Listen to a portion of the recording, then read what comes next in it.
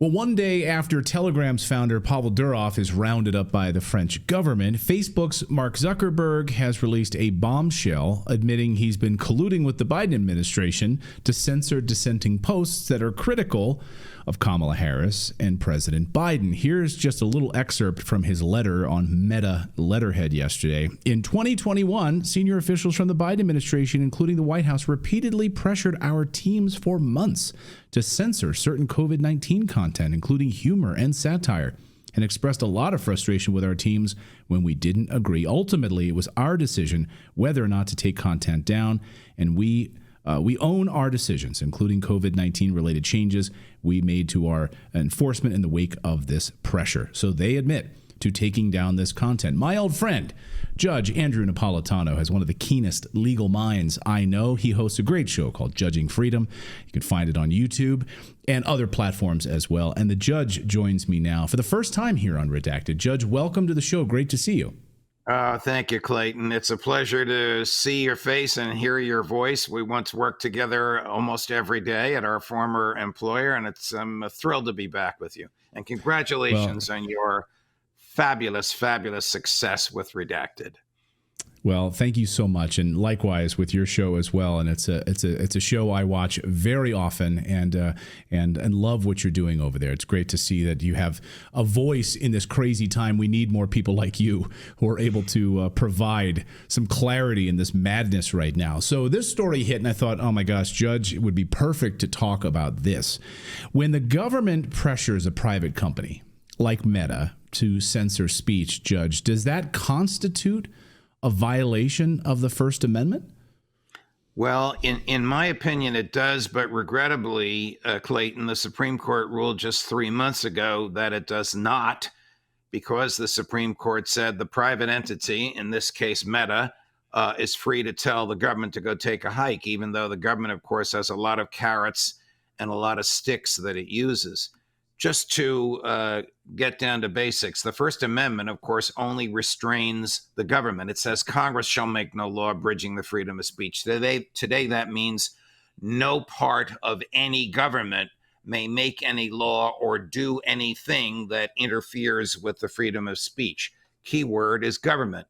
Meta, of course, is a private bulletin board, and they can decide, regrettably, if they don't like what a guest on Redacted or a guest on Judging Freedom has said, they can, as we both know they have done, take us down at their own whim. What happens when they're responding to pressure from the government? The Supreme Court has said government is free to pressure. Government has the freedom of speech. I reject both of those. We can get into that if you want.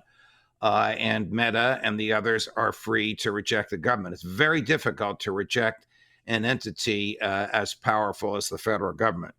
Now, why did Mark Zuckerberg come out with this letter? I think Mark Zuckerberg is very smart and is probably afraid of something called the state action doctrine. The state action doctrine teaches, I'm going to put my hands over my face, that when the private entity and the government are so intertwined in a symbiotic relationship for the benefit of both, such that you cannot tell who's calling the shots, then the restrictions imposed on the government, the First Amendment, will be imposed on the private entity. So if Mark Zuckerberg continues to comply, if Google complies, if X complies with the demands from the government such that you don't know who's calling the shots, then a court could decide the First Amendment applies to these private entities and they will not be able to punish because of the content of speech. So as a user of Facebook, I wouldn't know that there was this behind-the-scenes portal. We now know, according to RFK Jr., that there was a behind-the-scenes portal set up by the Biden administration with these social media companies almost immediately after Biden took office. In order to work with these social media companies, they could send emails directly via this portal to Facebook, to Twitter at the time under Jack Dorsey, and ask for posts to be taken down. So how would a user know the difference? I mean, it seems to me that the user would just believe it's Facebook, and there's really no daylight between Facebook and and the Biden administration at this point. What you say is a very keen observation. And Bobby Kennedy, full disclosure, a longtime friend of mine, and neglected to say that the portal was crafted in the Trump administration. I doubt that President Trump knew about it because he's been victimized by all this stuff, but it was his DHS that created the portal. But interesting what you say, Clayton. The test that the courts would apply is, what does the average user think? The average user, you and me, or the millions that watch us, does not know who's calling the shots. When it is not known who's calling the shots, that's an indication that the private entity and the government are engaged in state action, and then the First Amendment can apply. This has not been used yet against any big tech, but it's coming. It came very close in that Supreme Court opinion that I just told you about. And honestly, the Supreme Court rejected this application not on the merits, but because the people bringing the claim did not have standing to sue, meaning another case alleging that what the Trump DHS had done and what the Biden DHS, according to Mark Zuckerberg, is still doing constitutes state action. The Supreme Court's going to have to confront that, and it won't be able to punt on it. Can I give you an anecdote? Can I just regale you with an anecdote? So on our show a couple of years ago, of course, we were struck and taken down by YouTube when we were reading Pfizer's own documents.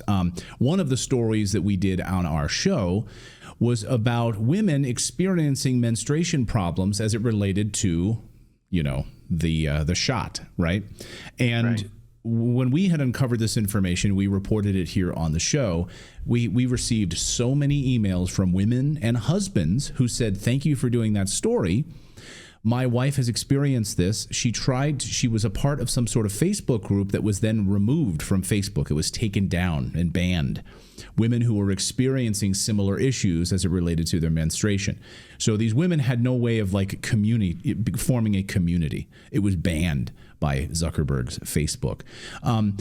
And of course, I'm left wondering how many of these women or other individuals were left harmed as a result of, you know what happened 3 years ago by these big pharmaceutical companies.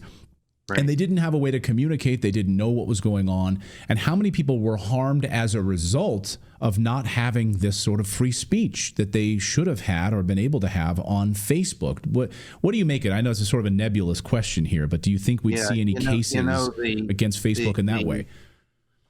The idea that Facebook is a private bulletin board relieves Mark Zuckerberg and the people that run Facebook of the obligation of respecting the freedom of speech. If the state action doctrine that I described a few minutes ago were to be applied to Facebook, then he could not strike anyone, could not ban any groups because of the content of the speech. Just like the government theoretically cannot punish someone because of the content of their speech. I say theoretically, there are exceptions to this.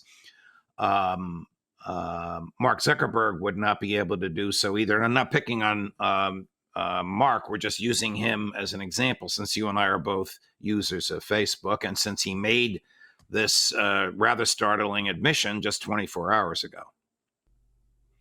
Do you think that this rises to a level of coercion? Could this kind of government pressure on social media companies be considered a form of coercion? And if so, then wouldn't that be criminal? It's absolutely coercion. It's absolutely coercion. When the government calls you up and says, "We want you to do this and we don't want you to do that," particularly if they visit you, the people that visit you are master intimidators and are armed. They're called FBI agents. That's absolutely coercion. Is it criminal? It's misconduct in office, which is a very low-level crime. Very few people, you and I would, but very few people, if the FBI came calling, would say, "Where is your warrant?" And they'll say, "We don't have one. Goodbye." Close the door. Very few people would do that. Most people seem to feel, particularly if you're a graduate of a public school, aka a government school, that the FBI are good people, they're searching for the truth, and I should cooperate with them. That, of course, is hogwash. Is there any legal precedent here for the United States government in this way censoring Americans' speech in this way and going to such great lengths to do this? Can you think of any other examples? FDR censored the Chicago Tribune in the late 30s for printing what was already public, which was the location of U.S. Navy ships. Now, the censoring consisted of the post office not accepting the Chicago Tribune for mail. At the time, many newspapers were mailed. That's the only historical example that I can think of in the modern era. There are many examples of this pre-World War II. There are no examples of it post-1969. 1969 is a turning point in First Amendment jurisprudence in a case called Brandenburg, a unanimous decision, which basically says to the Supreme Court, in which the Supreme Court basically says to all government, hands off the freedom of speech, period. Can I ask you sort of a nebulous question? So the government is doing, before you ask me, the government is doing indirectly DHS pressuring or negotiating with Facebook. What it absolutely cannot do directly, prohibiting speech because of its content. I'll get you out of here on this, Judge. Do we have free speech in the United States? We have the government chilling free speech, that is, doing things that would give people pause before they criticize the government, and that is a violation of free speech. And we have the government doing what Mark Zuckerberg just revealed, indirectly what it cannot do directly. To the extent that the First Amendment says to the federal government, stay out of the business of speech, the federal government violates it every single day. My guest has been Judge Andrew Napolitano. Dear friend, great to see you. His show is called Judging Freedom. I encourage you to check it out, become a subscriber. And Judge, we hope to have you back on a regular basis here on Redacted. It's great to have you here. It would be my pleasure, Clayton. Thank you very much. All the best to you.